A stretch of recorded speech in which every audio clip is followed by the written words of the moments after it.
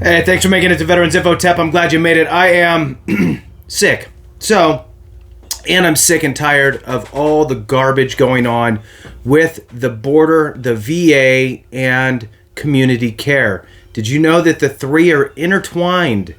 And, I didn't really realize it at first, but it is becoming more and more clear the more information is coming out on this. If you take the time to go, if this falls, then this one does, and that one, right? Kind of follow the path. I don't like to say connect the dots because it kind of gets overused, but that's basically what it is. So I want to jump into this because it's important that you know, and if you disagree, you should probably contact your congressional representative and let you know that it's on your mind. All right, so sorry for the squeaky floor. Another thing I got to try to fix. Anyway, let's move on. Hit the thumbs up, subscribe, share with a friend, all that good stuff. I really appreciate it. Again, I am sick, but I want to keep bringing you information. I try my best to be the most consistent person out here for you, and it already bothers me that this video is going to go up later than normal. Anyway, all right, let's jump into it. So I recently did a video covering Senator Tester's lack of conversation about the VA's role on the border. Now, from my understanding, it's not like the VA is directly giving medical aid to migrants. Okay? And sadly, that's the position that is taken when asked about it. We're not providing. We don't provide health care for migrants. Okay, fine. Well, then what do you provide? Well, they provide a lot. So, and there's this kind of trickle-down thing that I'm seeing here that I want to shed a light on for you. Now, before I jump into that, there is a piece out of the video that I did yesterday here, which is just interesting. So ICE spent more. This is crazy. ICE spent more than $373.5 million on detained non-citizen health care, according to an outline by the Department of Homeland Security, and this was in 2022.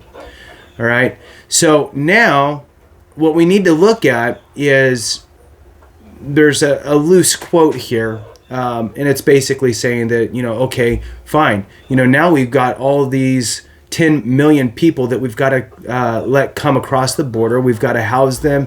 We've got to give them health care. This is Tuberville said that. Now, this is where it gets a little bit interesting for me, right? Obviously, people are going to take the opportunity to posture in a political season, and I get that. So that's not what I'm here for. I'm here to take care of vets, right, and spouses and dependents. That is my goal. I don't care what flavor anybody is. That's my goal. So here we got. This is where it gets interesting.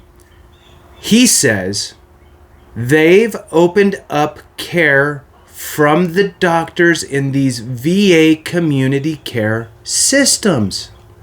Okay, now remember, this is, I'm going to tie this together and you're going to freak out, or at least I did. Maybe you won't, whatever. I'm really not feeling well. So anyway, the lines now in the VA are getting longer. Our funds that are supposed to go to the veterans are going to these illegal immigrants that are coming across. Okay, so back to the community care part.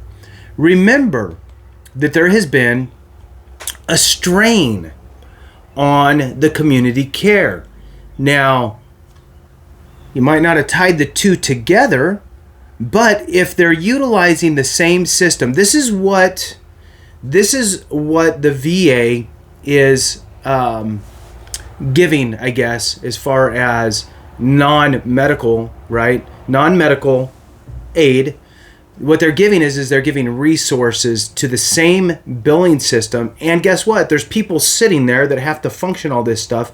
And all the doctors in the community care program. So take for a second and think.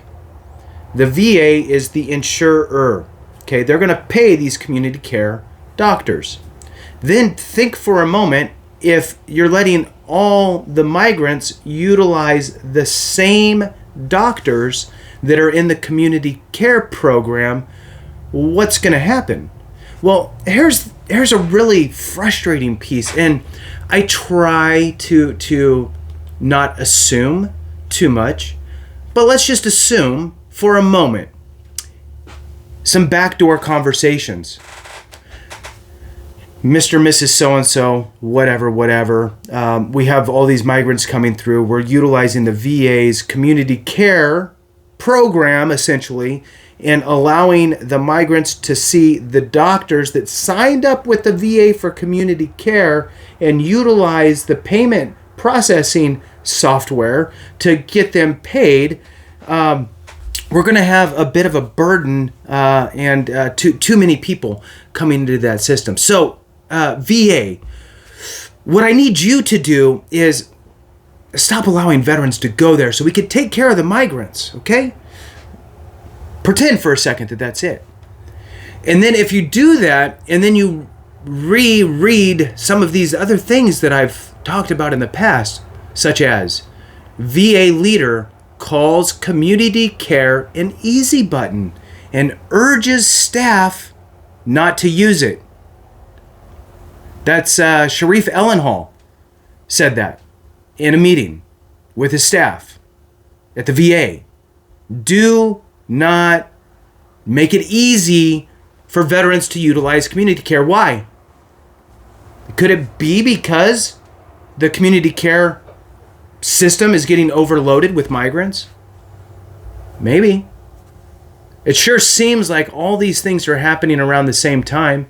You have another article, and that article says that the GAO found that in the third quarter of 2022, more than 90% of VA medical centers scheduled at least half of their appointments within 3 business days, but fewer than 40% of the facilities scheduled appointments within the 7-day time frame set for community care. And so that the headline on that one is veterans face extended delays for referrals for specialty care outside VA facilities, watchdog finds. And that's on military.com. So you have major delays for the program that was supposed to be set up for us. You have VA officials and I found this one on, well, it is all over the place, but right now in this moment I found it on Concerned Veterans for America, where Sharif Ellenhall was saying, don't use the easy button. Don't just give a veteran what they want. You know, let's try to get them scheduled inside so we don't use that community care system.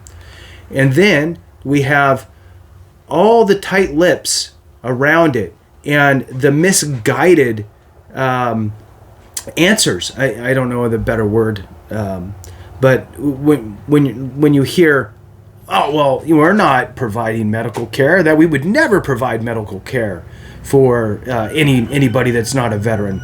That's ridiculous, preposterous, right? Well, okay, then what are you doing, right? Again, you are providing the entire community care program. You are overloading it, and you're using the same bill processing system. Time, resources, money, access to care are all for what, right? So the veterans get the short end of the stick again. So I was laying in bed thinking about it and how irritating I am as I'm kind of putting these pieces together. So I hope you hung on. Thanks so much for watching. I appreciate you. Have a great one. And remember, if we don't take care of each other, something went wrong.